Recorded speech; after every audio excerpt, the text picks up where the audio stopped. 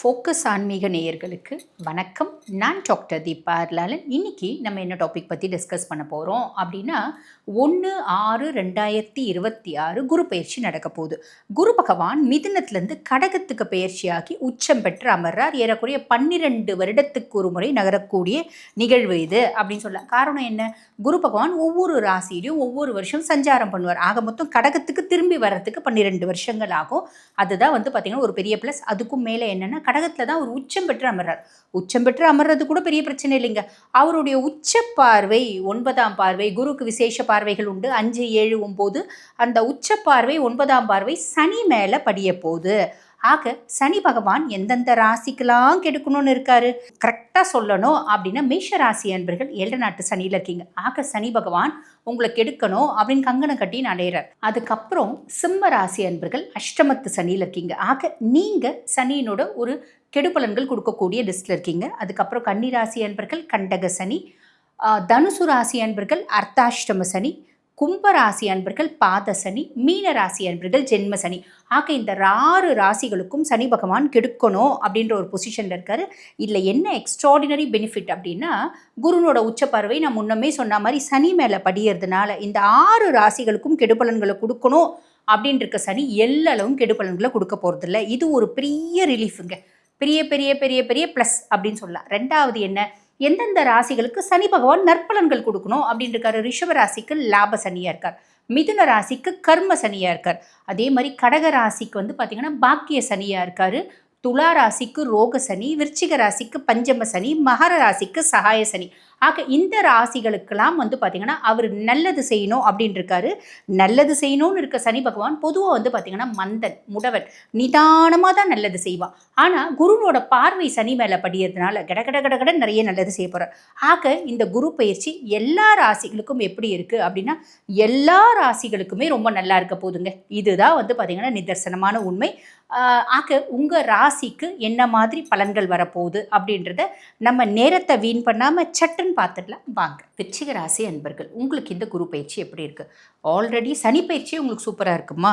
நம்ம இப்படி சொல்கிறோம் அப்படின்னாலே விருச்சிகம் சொல்கிறது, அட போங்க மேடம் நீங்கள் வேறு, சனி பயிற்சி நல்லா இருக்குது, ராகுக்கு இது பயிற்சி நல்லா இருக்குது, குரு பயிற்சி நல்லா இருக்குது, எந்த நல்லதும் எங்களுக்கு நடக்க மாட்டேங்குது, நாங்களே கொஞ்சம் சுதாரிச்சுக்கணும், எங்களுக்கு நல்லது நடக்குமான்னு கொஞ்சம் கான்ஃபிடென்ட்டை கெயின் பண்ணிக்கணும், கேதர் பண்ணிக்கணும் அப்படின்னா கூட நீங்கள்லாம் சும்மா விட்டீங்களா? என்ன பண்ணுறோம் நாங்கள்லாம்? ரொம்ப சிம்பிள். காலபுருஷனுக்கே 8ஆம் பாவம் விருச்சிகம், காலபுருஷனுக்கே 8 சபிக்கப்பட்ட ராசி விருச்சிகம். நோய்வாய்ப்படாத விருச்சிகமே கிடையாது, துரோகத்தை சந்திக்காத விருச்சிகமே கிடையாது, ஏமாறாத விருச்சிகமே கிடையாது அப்படின்னு ஒவ்வொரு ஜோசியரும் சொல்லி சொல்லி சொல்லி சொல்லி எங்களோட கான்ஃபிடென்ட் லெவலையே குறைச்சிடுறீங்க அப்படின்னு அப்போ நான் சொல்லுவேன்.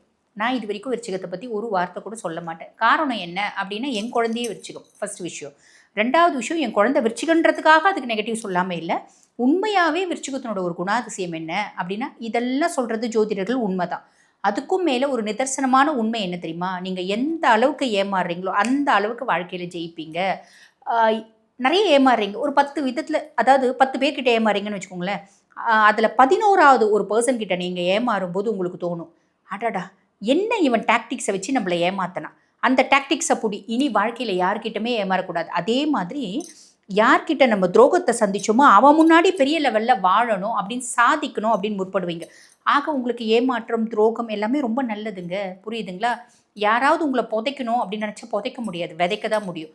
அப்படி விதைச்சாலும் 100 அடி ஆழம் போட்டு உங்களை புதைச்சாலும் நீங்கள் முளைச்சி வருவீங்க, அதுவும் மரமாவீங்க, அதுவும் ஆலமரமாக தழைச்சி நிற்பீங்க. இதெல்லாம் எப்படிங்க இந்த அம்மா பாட்டுன்னு வாயில் வந்ததுலாம் சும்மா சும்மா சொல்லுது அப்படின்லாம் சொல்லக்கூடாது. காரணம் என்ன அப்படின்னா நாங்கள் எதை பேஸ் பண்ணி சொல்கிறோம்? ராகுவும் கேதுவும் உச்சமடைகிறது விருச்சிகத்தில், 2 ராட்சஸ் உச்ச பலத்தோடு இருக்காங்க. அப்போ நீங்கள் சாதிக்கணும் அப்படின்னு நினச்சிங்கன்னா வானமே இல்லை. புரியுதுங்களா? அதை பேஸ் பண்ணி தான் சொல்கிறோம், வாய்க்கு வந்ததெல்லாம் சொல்லலை. இப்படி யாராவது ஒருத்தவங்க போடுவாங்க. இப்போ பெரும்பாலும் பாருங்கள், ஒரு 10 வீடியோவில் இந்த மாதிரி ஒரு கமெண்ட் வரும், ஒரு 4 சேனலில் பேசணும்னு வச்சுக்கோங்க, ஒரு சேனல் இந்த மாதிரி கமெண்ட் வரும். இந்த கமெண்ட்டு போடுறதுக்குனே சிலர் இருக்காங்க. ஓகேங்களா? ரூம் போட்டு யோசிப்பாங்களாட்டங்குது. அப்படிலாம் யோசித்து தப்பு தப்பாலாம் கமெண்ட் போடக்கூடாது. பிளானட்ரி பொசிஷனை வச்சு தான் சொல்கிறோம். புரியுதுங்களா? சரி, ஓகே. ஆக சனி பகவான் உங்களுக்கு என்ன பேசிஸில் இருக்கார்? சனி பகவான் பஞ்சம சனியாக இருக்கார். உங்களோட பஞ்சங்களை எல்லாம் போக்கக்கூடிய பொசிஷனில் சனியே இருக்கா. மா நீ விருச்சிகம்மா, உனக்கு என்னம்மா பஞ்சம்? இது வரைக்கும் வீடு கட்டவே இல்லைங்க, அதுதாங்க எனக்கு பஞ்சம். சூப்பராக வீடு கட்டுவீங்க. இது வரைக்கும் நாங்கள் பார்த்திங்கன்னா நல்ல ஒரு திருமண வரன் கூடி வரல, அதுதாங்க எனக்கு பஞ்சம். நல்ல திருமண வரன் கூடி வரும். ஹையர் எஜுகேஷனுக்குலாங்க பிளான் பண்ணுறவங்க, சீட்டே கிடைக்க மாட்டேங்குது. ஹையர் எஜுகேஷன் பக்காவாக சீட் கிடைக்கும். ஆக இந்த மாதிரி எல்லா பஞ்சங்களையும் போக்கக்கூடிய பொசிஷனில் சனி இருக்கார். இன்னும் ஒரு முக்கியமான விஷயம் ஞாபகம் வச்சுக்கோங்க, சனி பகவான் ஸ்பூன் ஃபீட் பண்ண மாட்டார். ஆப்பர்ச்சுனிட்டி கொடுப்பாரு, கிளிக் பண்ணிட்டு நீங்கள் டெவலப் ஆகிட்டு போயிட்டே இருக்கணும். புரியுதுங்களா? சரி, இது ஒரு பெரிய ப்ளஸ்.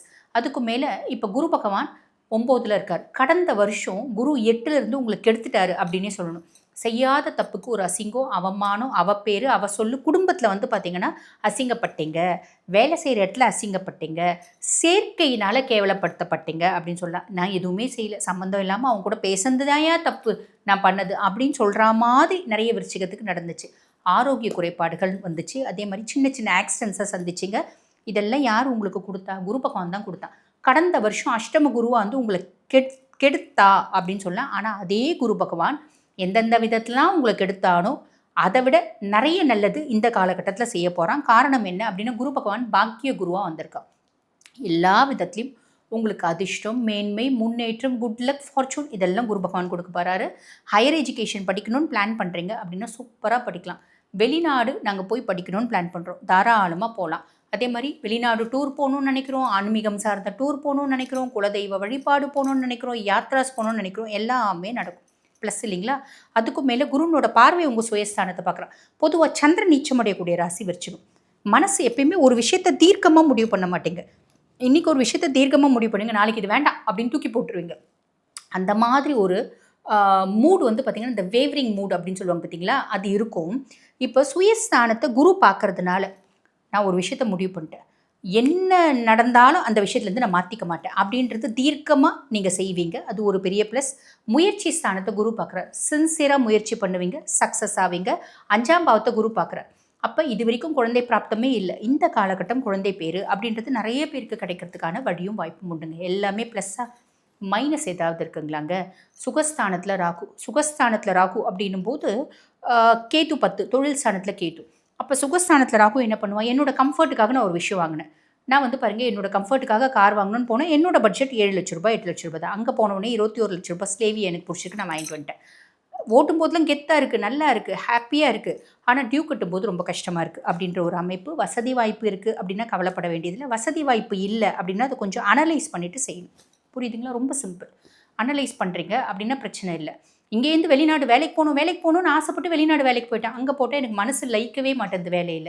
எல்லாரும் மிஷின் மாதிரி அவங்கவுங்க வேலையை அவங்கவுங்க பார்த்துட்டே இருக்காங்க. ஒரு யாரும் இன்டர்பர்சனல் ரிலேஷன்ஷிப்ன்றதே இல்லை. எல்லோரும் ஹாய் பாய் அவ்வளோதான் இருக்காங்க. கெடுக்க மாட்டேங்கிறாங்க, ஆனால் ரொம்ப அன்பாக பழக்கவும் மாட்டேங்கிறாங்க. நம்ம போயிருக்கிறது வேலை செய்யுது, வேலையை பார்த்துட்டு நம்ம பாட்டு சிவனேன்னு இருக்கிறது நல்லது. ஸோ இந்த மாதிரி விஷயங்களில் கொஞ்சம் கொஞ்சம் கவனம் அப்படின்றது தேவை. ஓகேங்களா? சரி, வழிபாடு என்னம்மா பண்ணலாம் அப்படின்னா, பொதுவாகவே நீங்கள் விருச்சிகத்தில் பிறந்துட்டிங்களா, டீஃபால்ட்டாக உங்கள் சுய ஜாதகத்தில் செவ்வாய் நல்லா இருந்தாலும் சரி, கெட்டு போயிட்டு இருந்தாலும் சரி, யாரோட காலை நீங்கள் பிடிக்கணும் அப்படின்னா, சாக்ஷாத் மயிலோன், வேலோன், முருகப்பெருமானோட காலை பிடிச்சிட்டிங்க அப்படின்னா முன்னேறதை யாராலையும் தடுக்க முடியாது. அதே மாதிரி பல பேர் உங்களுக்கு துரோகம் செய்கிறாங்க, அதை அவங்களை கெடுக்க பார்க்குறாங்க, உங்களை ஏமாத்துறாங்க, அவங்களாமும் ஒதுங்கி நிற்பாங்க முருக வழிபாட்டுனால. ஆக எப்பயுமே முருக வழிபாடு அப்படின்றத நிதர்சனமாக பிடிச்சிக்கோங்க, நிறைய நல்லது நடக்குமா, கவலையே பட வேண்டாம். இப்போ நான் சொன்ன பலன்கள் அத்துணையும் வந்து பார்த்திங்கன்னா கோச்சார பலன்கள். உலகத்தில் உள்ள அத்துணை உங்கள் ராசி அன்பர்களுக்கும் இதே பலன்கள் தான். இல்லைங்க, எங்களோட சுய ஜாதகத்துக்கு இந்த குரு பயிற்சி என்ன மாதிரி இம்பேக்டை ஏற்படுத்தும் அப்படின்னு தெரிஞ்சுக்கணும் அப்படின்னு விருப்பப்பட்டாலும், இல்லைங்க நாங்கள் வாழ்க்கையில் வந்து பார்த்திங்கன்னா பல முக்கியமான விஷயங்களை முடிவெடுக்கும் தருணத்தில் இருக்கும். குடும்பத்தில் இருக்க பிரச்சனை எப்போதான் ஓயும் அப்படின்னு தெரிஞ்சுக்கணும். பிள்ளைங்களுக்கு எப்போ வந்து பார்த்திங்கன்னா ஒரு திருமணம் கூடி வரும் அப்படின்னு தெரிஞ்சுக்கணும். எப்போ தான் நாங்கள் வீடு கட்டுவோம் அப்படின்றது தெரிஞ்சுக்கணும். எங்களுக்கும் என்றைக்கு சந்தோஷம் வரும் அப்படின்றது தெரிஞ்சுக்கணும். இந்த மாதிரி ஒவ்வொரு குடும்பத்துக்கும் பலவிதமான ஒரு தெரிஞ்சு கொள்ள வேண்டிய விஷயங்கள் அப்படின்றது நிறைய இருக்கும். எப்படா இதுக்கு தீர்வு கிடைக்கும் அப்படின்ற எண்ணமும் இருக்கும். அந்த மாதிரி நீங்கள் தெரிஞ்சுக்கணும் அப்படின்னா உங்களோட சுய ஜாதகம் தாங்க அதுக்கான பர்ஃபெக்ட் இண்டெக்ஸ். சுய ஜாதகத்தை அனலைஸ் பண்ணிக்கணும் அப்படின்னு விருப்பப்பட்டீங்கன்னா, நான் பேசிகிட்டு இருக்கும்போது என்னோடய வாட்ஸ்அப் நம்பர் கொடுத்துருப்பாங்க டிஸ்பிளேயில். அந்த வாட்ஸ்அப் நம்பருக்கு கால் பண்ணி அப்பாயின்மெண்ட் ஃபிக்ஸ் பண்ணி என்கிட்ட பேசிக்கலாம். தேங்க்யூ.